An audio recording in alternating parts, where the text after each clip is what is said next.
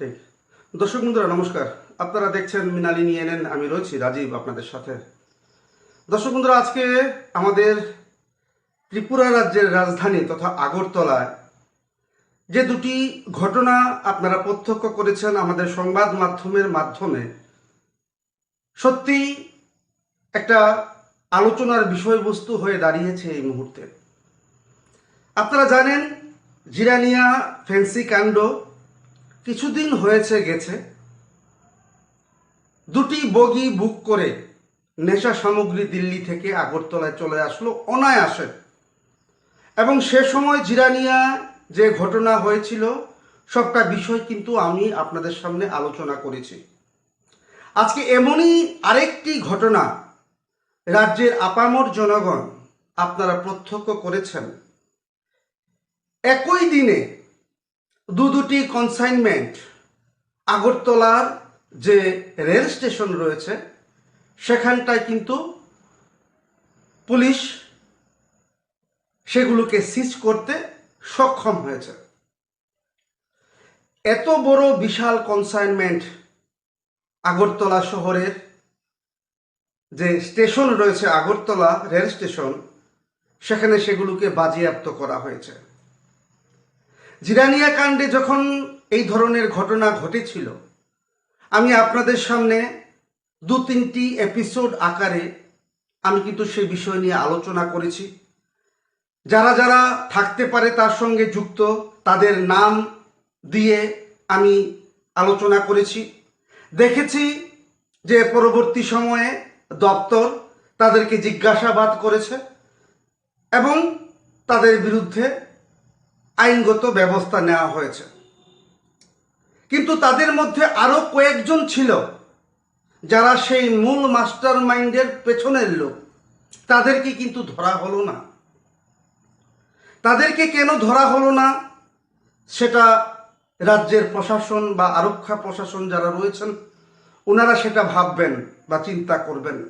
আমরা মৃণালিনী জিরানিয়ার সবটা ঘটনা, যে দুটি বগি করে যে কনসাইনমেন্ট আগরতলাতে সেদিন এসছিল, সেই কনসাইনমেন্টের বগির নাম্বার সহ এবং যে এই কনসাইনমেন্ট সেটাকে ছাড়ানোর জন্য সে সময় থাকার কথা ছিল, তার পুরো তথ্য নিয়ে কিন্তু রাজীব বা মৃণালিনী এনএন আমরা সে সময় আলোচনা করেছি। আমি দেখেছি পরের কয়েকদিনের মধ্যেই পুলিশ যাদের যাদের নাম আমি বলেছি তাদেরকে পুলিশ গ্রেপ্তার করেছে। সে সময় আমি বলেছিলাম যে দিল্লি থেকে আগরওয়াল নামে একজন ব্যক্তি এই কনসাইনমেন্টগুলো আগরতলায় পাঠিয়েছে। সবটা বিষয় সে সময় আপনারা দেখেছেন দর্শক বন্ধুরা। কিন্তু আপনারা কি এখনো পর্যন্ত লক্ষ্য করতে পেরেছেন যে এত বড় একটা কনসাইনমেন্ট জিরানিয়া রেল স্টেশনে বাজেয়াপ্ত করা হলো, তার পেছনের মূল কারিগর বা মূল মাস্টার মাইন্ড কে রয়েছে? এখনো পর্যন্ত কি আপনারা সেটা জানতে পেরেছেন? আপনারা কি মনে করেন রাজ্যের যে পুলিশ বা আরক্ষা প্রশাসন রয়েছে ওনারা কি জানেন না? অনেকে আমাকে বলেছেন যে ওনারা জানেন।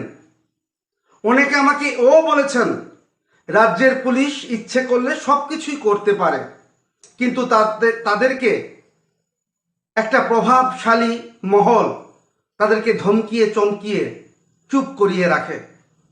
এবং এই ধমকিয়ে চমকিয়ে চুপ করে রাখার কারণে এভাবে অবৈধ সামগ্রীগুলো বা নেশা সামগ্রীগুলো ত্রিপুরা রাজ্যে ঢুকছে এবং ত্রিপুরা রাজ্যের যুব সমাজকে প্রতিনিয়ত ধ্বংসের দিকে ঠেলে দিচ্ছে দর্শক বন্ধুরা। কিন্তু পুলিশ মূল মাস্টার মাইন্ডকে এখনো পর্যন্ত গ্রেপ্তার করতে সক্ষম হয়নি। এটা কিন্তু রাজ্যের মানুষ যারা আপনারা রয়েছেন আপনাদের হয়ে আমরা সাংবাদিকের বক্তব্যের মাধ্যমে রাজ্যের মাননীয় মুখ্যমন্ত্রীর কাছে এই বার্তাটুকু আমরা পৌঁছে দিতে চাই রাজ্যের আপামর জনগণের হয়ে। রাজ্যের মাননীয় মুখ্যমন্ত্রী প্রথম থেকেই চাইছিলেন যে রাজ্যকে নেশামুক্ত ত্রিপুরা রাজ্য হিসেবে গড়বেন। আমি আগেও বলেছি, আমাদের ত্রিপুরা রাজ্যের যিনি প্রাক্তন মুখ্যমন্ত্রী ছিলেন উনি একটা স্লোগান তুলেছিলেন, নেশামুক্ত ত্রিপুরা। অনেকে বলছেন যে প্রাক্তন মুখ্যমন্ত্রী বিপ্লব কুমার দেবের এই স্বপ্ন সেটা স্বপ্নেই রয়ে গেছে, এবং বর্তমান মুখ্যমন্ত্রীও চাইছিলেন যে রাজ্যকে নেশামুক্ত ত্রিপুরা রাজ্য হিসেবে গড়ে তুলবেন। রাজ্যের একাংশ সাধারণ শান্তিপ্রিয় জনগণ বলছেন এক্ষেত্রে রাজ্য সরকার সম্পূর্ণভাবে ব্যর্থ প্রমাণিত হয়েছেন। কারণ বিশ্লেষকদের মতে বা পর্যবেক্ষকদের মতে এত বড় কনসাইনমেন্ট চিন্তা করতে পারছেন আপনারা? রেলের বগি ভর্তি করে এইভাবে একই দিনে আগরতলাতে এই সামগ্রীগুলোকে বাজেয়াপ্ত করেছে। নতুন পদ্ধতিতে আনা হয়েছে। তেলের ব্যারেলের মধ্যে করে এত কোটি কোটি টাকার নেশা সামগ্রী ত্রিপুরায় ঢুকছে। মাননীয় মুখ্যমন্ত্রী, আপনি কি সেগুলো সম্বন্ধে অবগত আছেন না অবগত নেই? সেটা কিন্তু রাজ্যের মানুষের একটা প্রশ্ন হয়ে দাঁড়িয়েছে। কারণ আপনি বারবার বলছেন যে নেশামুক্ত ত্রিপুরা রাজ্য গড়ব, নেশার বিরুদ্ধে জিরো টলারেন্স নীতি আমরা অবলম্বন করব, পুলিশকে ফ্রি হ্যান্ড দেওয়া হয়েছে। তাহলে কি রাজ্যের যারা সাধারণ জনগণ যারা রয়েছেন তারা কি ভাববেন যে আপনার এই বক্তব্য শুধু ভাষণের মধ্যেই সীমাবদ্ধ রয়েছে বা ভাষণের মধ্যেই সীমাবদ্ধ থাকবে? রাজ্যের মানুষ এও জানতে চাইছেন আপনার বক্তব্য অবশ্যই সাধুবাদ পাওয়ার দাবি রাখে, কিন্তু আপনার কি মনে হয় যেটা রাজ্যের মানুষ জানতে চাইছেন, এত বড় বড় কনসাইনমেন্ট কোনো প্রভাবশালী মহল ছাড়া, তার প্রত্যক্ষ মদত ছাড়া রাজ্যে ঢুকতে পারে?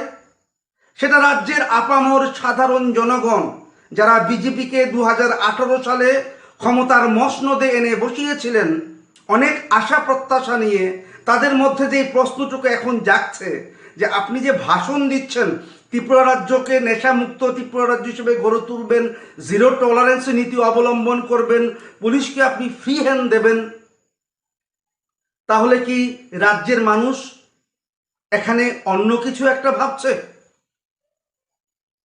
রাজ্যের মানুষ কেন ভাববে না যে এত বড় বড় কনসাইনমেন্ট কি করে কোনো প্রভাবশালী ব্যক্তি ছাড়া রাজ্যে ঢুকতে পারে এবং আমাদের যুব সমাজকে ধীরে ধীরে ধ্বংসের দিকে ধাবিত করতে পারে?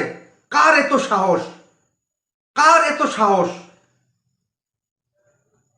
আপনি যেটুকু ভাষণ দিচ্ছেন রাজ্যের মানুষদেরকে এই নেশা নিয়ে বা নেশা কারবার নিয়ে বা নেশা বাণিজ্য নিয়ে, আপনার এই বক্তব্য যাতে বাস্তবে রূপ পায় সেটাই কিন্তু রাজ্যের আপামর জনগণ।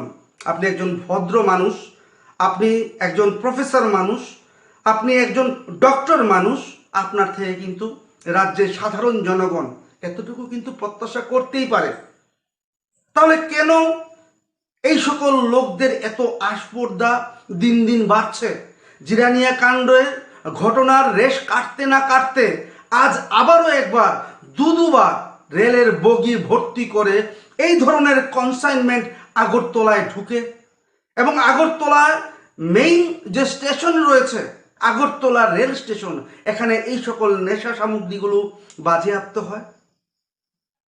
অনেকে মনে করছেন আজকে ধরা পড়েছে, এখন অনেকে বলবেন যে আমাদের প্রশাসন সজাগ রয়েছে, আমাদের পুলিশ সজাগ রয়েছে, তাই তারা ধরা পড়েছে। কিন্তু আপনাদেরকে জানিয়ে রাখছি, যারা এই সকল কথাগুলো আপনারা বলছেন, বিভিন্ন মিডিয়াতে আপনারা বলছেন, আমাদের সংবাদ মাধ্যমের সামনে এসে বলছেন যে পুলিশ সজাগ রয়েছে। পুলিশ কতটুকু সজাগ রয়েছে আর এই সকল প্রভাবশালী ব্যক্তিরা কতটুকু সজাগে চুপে চুপে কাজ করে চলছে এবং নির্দিষ্ট কাঞ্চন মূল্য আর বিনিময়ে এই সকল কাজগুলো করে যাওয়া চলছে, সেটা কিন্তু রাজ্যের মানুষ স্পষ্টভাবে বুঝতে পারছে। আরও একটি বিষয় এখানে আপনাদের সঙ্গে আলোচনা করতে হয়, সেটা হচ্ছে আজকে একই দিনে যদি দুটো বগি আজকে সিজ হয় এই নেশার সামগ্রী সহ, তাহলে চিন্তা করুন যে একটা মাসে 30 দিন বা 31 দিন বা 28 দিন হয়, কতবার করে এই ধরনের সামগ্রী ত্রিপুরায় ঢুকছে। আজকে তো ধরা পড়েছে আসাম রাইফেলস আরও অন্যান্য ডিপার্টমেন্টের কারণে এগুলো আজকে ধরা পড়েছে, কিন্তু আপনাদের কি মনে হয় না আরও এমন সামগ্রী আসছে যেগুলির খবর পুলিশের কাছে নেই বা ডিপার্টমেন্টের কাছে নেই? আপনারা দেখতে পাচ্ছেন দর্শক বন্ধুরা, আমাদের ত্রিপুরা রাজ্যের এমন কোনো জায়গা আপনারা পাবেন না যেখানে হিরোইন, ইয়াবা, নার্কোটিক্স, নাইট্রোজেন 10 এই সকল নেশা সামগ্রী ইউজ করছে না আমাদের আগামী প্রজন্মের ছেলেমেয়েরা। ইভেন বর্তমানে জাম্বো নামে আরও একটি নেশা সামগ্রী আপনারা দেখেছেন কিভাবে ছেলেমেয়েরা সেগুলো সেবন করছে এবং নিজেকে ধ্বংসর পথে নিয়ে যাচ্ছে। আজকে এই ধরনের ঘটনা আগরতলার মধ্যে একটা চাঞ্চল্যকর একটা বিষয় হয়ে দাঁড়িয়েছে এই মুহূর্তে। সারা ত্রিপুরা রাজ্যের মানুষের মধ্যে এই মুহূর্তে একটাই প্রশ্ন, যে আমাদের যুব সমাজের যে সিকিউরিটি দেওয়ার কথা ছিল এই বর্তমান সরকারের, সেটা কতটুকু বাস্তবায় রূপ পাচ্ছে? রাজ্যের মাননীয় মুখ্যমন্ত্রীর কাছে রাজ্যের আপামর জনগণের দাবি রয়েছে যে আপনি এগুলো কড়া হস্তে দমন করুন, রাজ্যের ভবিষ্যৎকে আপনি সেইভাবে সিকিউর করুন যাতে আমাদের আগামী প্রজন্মের ছেলেমেয়েরা এইভাবে অকালে ঝরে না যায়। রাজ্যের অনেকে বলছেন আপনি হয়তো বা আপনার হয়তো জানা রয়েছে, কিন্তু বিভিন্ন প্রতিকূলতার কারণে আপনি সেইভাবে এগুলোকে আপনি কন্ট্রোল করতে পারছেন না। আপনি আপনার ভাষণে শুধুমাত্র একটা বিষয়ে আপনি একটা লাইন বলে দিয়ে যদি আপনি দেন, তাহলে আমরা সেই লাইনকে নিয়েই আমরা আমাদের সংবাদ আমরা পরিবেশন করব। আমরা বুঝে নেব যে এর পেছনে রাঘব বোয়াল রাখি। দর্শক বন্ধুরা, আরেকটা কথা বলি, আমরা সংবাদ মাধ্যমে কাজ করি, বিশেষ করে আমি একজন পলিটিক্যাল অ্যানালাইজার, পাশাপাশি আমি ক্রাইম নিয়ে আমার অ্যানালাইসিস। অন্তত পক্ষে আমি যেমন আন্দাজ করতে পারছি এর পেছনে মাস্টার মাইন্ডরা কারা কারা থাকতে পারে, আন্দাজের মাধ্যমে আপনারা সেটাকে সহজেই অনুমান করতে পারছেন যে কারা কারা এই ধরনের ঘটনা করতে পারে। রাজ্যের মাননীয় মুখ্যমন্ত্রী যদি সেন্ট্রালের কাছে যদি আপনি আবেদন করেন, নিশ্চয়ই এনফোর্সমেন্ট ডাইরেক্টরেট রয়েছে, ওনারা ওনাদের মতো করে আগরতলায় আসবেন এবং ওনারা ওনাদের মতন করে ইনভেস্টিগেশন করবেন। এবং যারা আপনার এই দলকে বা এই বিজেপি দলকে ব্যবহার করে দিনের পর দিন এই ব্যবসা চালিয়ে যাচ্ছে এবং মুনাফা কামিয়ে যাচ্ছে এবং রাজ্যকে ধ্বংস করে যাচ্ছে, সেটা অবশ্যই উন্মোচিত হবে। আজকে আমাদের রাজ্যে যেই ধরনের ঘটনা আমরা প্রত্যক্ষ করতে পেরেছি, সত্যিই একটা নিন্দনীয় ঘটনা যে আমাদের ছোট্ট রাজ্য ত্রিপুরায় এইভাবে নেশার সামগ্রী আজকে আমাদের ত্রিপুরা রাজ্যে বাজেয়াপ্ত হচ্ছে। পাশাপাশি দুঃখ আমাদের এও লাগে, সম্মানিত কিছু ব্যক্তিরা বলছেন প্রশাসন সজাগ রয়েছে তাই এগুলো ধরা পড়ছে। আমি ওনাদেরকে সম্মানের সহকারে বলতে চাই, আপনার এই বক্তব্য রাজ্যের মানুষ সেইভাবে গ্রহণ করবে না। কারণ 30 দিনের মধ্যে একবার বা 2 মাসের মধ্যে একবার দুবার ধরা হয়, বাকি সময় তো অনায়াসে সেগুলো পাস হয়ে যায়। আপনারা কেন মাস্টার মাইন্ডকে ধরছেন না? কেন ওই সকল প্রভাবশালী ব্যক্তিদের আইনের আয়ত্তে আনছেন না? সেটা জানতে চাইছে রাজ্যের মানুষ। আপনার এই বক্তব্যে চিরা কিন্তু ভিজবে না। আপনার বক্তব্য যেটা আপনি বলেছেন প্রশাসন কাজ করছে, আমাদের রাজ্যের প্রশাসন অবশ্যই কাজ করছে, কিন্তু মাস্টার মাইন্ডরা কারা? প্রায় সময় আমরা দেখতে পাই খালাসিকে গ্রেপ্তার করা হচ্ছে, তার বিরুদ্ধে এনডিপিএস লাগানো হচ্ছে, তারপর ড্রাইভারের বিরুদ্ধে এনডিপিএস লাগানো হচ্ছে, যার আধার কার্ড দিয়ে এই সকল কনসাইনমেন্টগুলো আসছে তাদেরকে গ্রেপ্তার করে এনডিপিএস মামলায় তাদেরকে পাঠানো হচ্ছে। তার মধ্যে আরও একটি অভিযোগ রয়েছে, যাদেরকে ধরা হচ্ছে তাদের বিরুদ্ধেও যারা পুলিশ যারা ফরওয়ার্ডিং করছে সেই ফরওয়ার্ডিংয়ের মধ্যে দুর্বলতা রয়েছে। এই সকল ঘটনাগুলোকে রাজ্যের যিনি আমাদের প্রধান রয়েছেন মাননীয় মুখ্যমন্ত্রী মানিক শাহ, আপনাকে দেখতে হবে। রাজ্যের মানুষ কিন্তু বিজেপির কাছ থেকে এই ধরনের ভূমিকা কখনো আশা করেনি। মাননীয় বিপ্লব কুমার দেবও চেয়েছেন, কিন্তু উনি পারেননি এটাকে কন্ট্রোল করতে।